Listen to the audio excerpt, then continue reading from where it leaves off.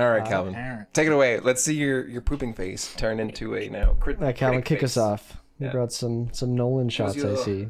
Oh, I'm going first. I didn't expect to go first. I thought we were Going going to start with first. the Apple app. Nope. So this was kind of a cop out, but this is my favorite movie. Is your favorite movie seriously? Interstellar. Fuck you. It's a good No, movie. no, no, no. Yeah, it's a Yeah, good, no, this it's is a my good movie. favorite Yeah, film. it's a lot of people's. I've seen it so- once, and I've never seen it since. I'm not joking. Same. I'll never watch it again. I've seen it quite It was a a few good times. film. It is really good. I really, Wait, really before we enjoyed it. continue, isn't that a thing? Okay, not necessarily a thing, but would you rather? Oh, I'm definitely like neurotic about it. Yeah. It's Yeah, like it's that I'm thing- doing it on purpose. I know I understand, but it's more so what kind of movies do you enjoy? Movies that you'll only watch once and never again, or is it something that you'll come back to? Like I'll think of an example, like John Wick, where you could watch it over and over again I whenever think it's on TV. I think there's movies that are like a cool experience, and Yeah. then movies that are kind of popcorn fuel. Yeah. Like John Wick is a good example of. I'm gonna throw that on because it's fun. Yeah, John Wick's probably a series that I watch like every couple of years. James Bond's Mission Impossible. Like all that stuff. You Right. throw on every few years, and you're like, oh yeah, this series. I guess You know, you Lord of the enjoy it Rings. for different reasons, but Yeah. I think maybe I'd watch Interstellar again if they were like, hey, you have a private massive theater for a weekend. What are you watching on for whatever reason? Maybe I'm at like some rich dude's house, right, Chris Nolan's house. Just my randomly. sugar daddy. If I'm at Chris Nolan's house, yeah, I'd be like, hey, bro, can we throw in Interstellar? He's probably sick of it. But no, I like these shots for two reasons. One, I think glitch stuff is fun. Yeah. I've always thought it was really, really cool. Mhm. Because it definitely has like the pixel, edgy, draggy look, and I think they did it in a smart way. They did it in two things. One, they obviously didn't they actually did it properly and not just like let the computer do it. Otherwise, because whenever you actually try and do this type of like pixel edge dragging, it can freak out really quickly. So this is obviously something they went and built, which is really, really cool. But it still feels correct. And then on top of that, it feels real. So it feels like it definitely like what it is. Like I immediately look at it and I'm like, I understand like where they got this from. But at the same time, I think a lot of the VFX look really, really real, like the bookshelves and the books. I wouldn't be surprised if those are practical, or at least some of them are. It probably is footage, like the stuff that's not stretched. Yeah, no, I would assume it's exactly. footage. I'm sure Or like the stills. edges of the books might be replaced to make them line up color wise and stuff, but it's super, super pretty. I thought they did a really good job of this and making it look like this is a very effect that looks very digital and fake, but they managed to make it look kind of like a real actual environment while you know while you're still reading the. I thought it was cool. I just thought it was really cool. There's Yeah, it was actually a very, gr- very unique. yeah, super unique. There's actually a great connection GDC between talk? Kate's. So between Kate's choice because the director of her, what's his name? It's on the tip of my tongue. Spike. It's Spike Jones. Spike Jonze. Yeah, I always want to say Spike Lee, but it's not Spike Lee. Spike Jonze. He did the Apple commercial where you actually have those elongated sets where it actually stretches Oh, out. right. Like the books actually stretch out or whatever the set. Ooh. We don't have a link for it right now, but you can go watch it. It's just search up Spike Jonze Apple commercial. It's really done It's really well. it's the same look except Yeah. yeah. It's So I'd very be surprised if they had practical a looking. similar, just practical set and then extend. Well, it's definitely like a set very extensions. specific vibe. It hurt. Yeah, like pixel stretching slash like what's that glitch pop stuff called? The compression glitch stuff. Anyways, yeah, it's cool. Oh yeah. So I wouldn't be surprised if they probably use the same techniques in Interstellar. I mean, here that they if did you in the look at like commercial. this, like the technique's pretty simple. It's just like the same color pixel edge dragged out. Like it's pretty straightforward. I mean, they've made it look so it's probably like I'm assuming it's in the shader and it's not all just comp stuff. Like I'm assuming that's actual objects. It looks like they taper a little bit and stuff. And then I think the other thing that's fun with this is like the infinity mirror stuff that you get. Mhm. That you've seen the fact that they did that as well. So they're like layering so much in, and it's like, oh, it's also, but yeah,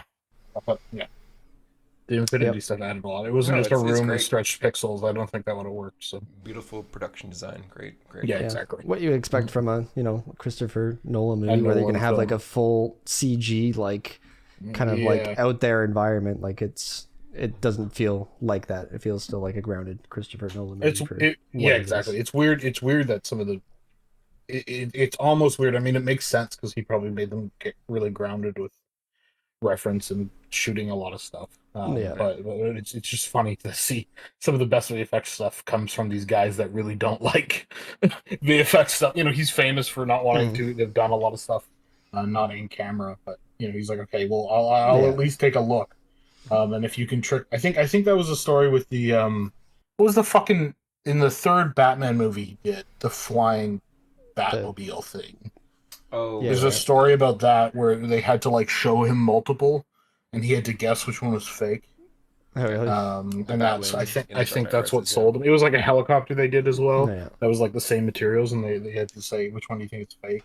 Yeah. Just to kind I'm of sure prove too. that, That's one of the prove to things him that that they could.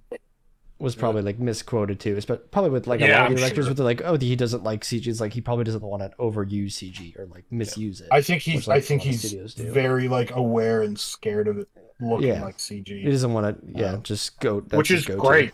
That's Yeah, yeah. awesome. That's what. Speaking of looking like CG, okay. Move on, Colton. Nah, this is You probably want to this move looks on good. to light wrap the movie? Yeah, exactly. No, just beautiful Expo Glow the sequence. movie. Exactly. But yeah, no, this sequence again, my favorite film, Blade Runner 2049. If you haven't seen it, go watch it. Oh, we all brought one of our favorite movies today. Oh, that's funny. Yeah, well, there you go. Yeah, just incredibly inspirational, and yeah, in this sequence, it's the emotional core, or at least the going past I guess the barrier for our character for Ken. So it's not Ken, Jesus Christ, K.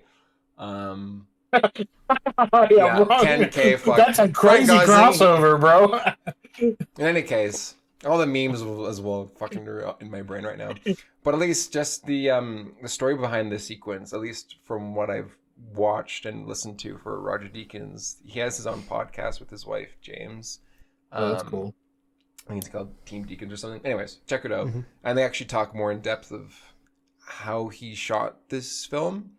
And a lot of the color apparently a lot of it was in camera. Like they wanted to do as much as possible, if not all of it, so that they have the best possible reference for the VFX artists. Again, it's similar to Nolan, where it's kind of, I think that Denis Villeneuve does the same thing. It's like, let's shoot as much as possible on set, give as much reference as we can to the VFX artists, because from what I assume, they're probably some of the best shows to work for, because you have so much given to you that you can just. Well, I think just having a good vision from them, and yeah, having a good vision, helps.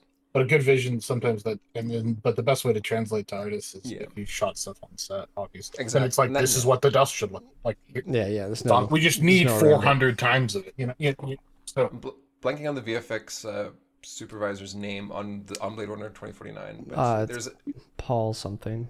One who always wins the a Oscars. different one. I think there was 3 on the show. Oh, gotcha. Double check. But I think it was the one specifically for MPC. At least whichever team was doing the digi double or at least the realistic double for Harrison Lambert. Ford's love interest. Jesus, I'm totally blanking on her name. Rachel. Oh, right. Yeah, the complete the photo match. Yeah. De-age, everything. And they were saying that they needed help or whatever in interviews, and that they needed basically an answer straight from Denny of like a specific choice that they need. And within like a couple of hours, he called him back and said, "Okay, we're going to do this." So it's strength to the director to know what they want, like you were saying, to have a vision, so that they don't waste their time. They get an answer properly, and they're not just twiddling their thumbs. Like the VFX artists are not twiddling their thumbs. I think we can't really totally blame the directors with some. I mean, we all know what we're talking about, but like some specific clients, because the directors don't have that power. Exactly. You know what I mean? Like a lot of clients for some of the stuff that gets made these days. Yeah. The directors don't get to make those final calls anymore. So it's like, even if the director kind of likes it, you got to pay attention to the other 16 random higher ups at some producers and mouse themed company that want to inject their opinions. So, my camera went. The mouse is here. What the fuck happened? Yeah. Calvin's currently being Attacked. Speaking of glitch, I'm being glitch pop, silenced by the mouse. We can still hear you. you have a mouse, like an actual mouse in your house? Yes, it's a mouse, and I'm not alluding to a certain company. Anyways, just I don't know choosing all what's your going on. wires? Should I unplug and plug that back in? I don't know. I think it's a heat thing in this camera. Okay. What was I saying? Okay, well, I'll just finish one last point. I think it could also be, again, the power, and also just he does have some VFX experience. Like he did Arrival, and also the one with the spider with Jake Gyllenhaal, Enemy. Yeah, I think that's what it's. I never watched that one, but I think that's what it's called. So I think at that point it's like, okay, he kind of knows what he's doing, at least giving notes maybe, and then maybe got some. I'm sure it's experience. Yeah, I mean, experience and everything. It's like, okay. And also like the two actual probably time just- to do it properly. You know, Yeah. properly and have a better vision in mind beforehand too. Yeah. and actually being involved with it, Yeah, not just that earning whole something else movie's for a paycheck. very pretty. Yeah. Pretty cool. All right. Yeah, that's it. And yeah, I brought 2 shots from her. This is one of my favorite movies. Yeah, so good. I genuinely thought this was an Apple ad when you put this in. Here. It I does. haven't It seen does. Yeah. Got those kind of vibes. But yeah, I love the pastels. And, like the color palette for like this movie, where it's like very like kind of like realistic or like muted, but then they still have all these like pastel colors that aren't like lighting, but like they've all the set dressing and stuff like has these colors in like every scene. It feels like very natural, Mm-hmm. but Like there's it's just colorful pretty without sets. feeling forced, kind of thing. Yeah. Yeah. I mean, like compared to something like Blade Runner, which is just extreme color and all the lights, which is cool. Right. Yeah, But this feels like a little more natural. Yeah, that's mainly what I want to talk about with these 2 shots specifically. They're just very pretty. Are these Well effect balanced shots, shot. or are they just pretty? Probably window comps, I would guess. Yeah, that's Cops make sense, yeah. But Is that that would Bryan Cranston? No, it's No, It that's looks like it when you make him small. Joaquin Phoenix. Yeah. Oh, oh, that's a weird comparison. Yeah. Yeah, I'm Yeah. sure these are. So yeah, you should watch the movie. I love that movie. It's very melancholy. Calvin probably couldn't get through it. It's not enough action and nudity. Listen, if you don't have like an insert of a mobile game, I'm not making it. There you go. Do you need, or what is that? It's not Temple Run. Subway Surfers. Do you need Subway Surfers like fucking right? No, I hate it. ingrained I into- hate 2 things I hate about short form stuff is when they do that, or they put their own like epic music over a clip, especially when that original clip has music, and then you're listening to somebody talk, the original music, the epic, the like TikTok song over top, and you're like, this is horrendous. And sometimes I hate watching because I'm like, this makes me so mad. And that's how they get you.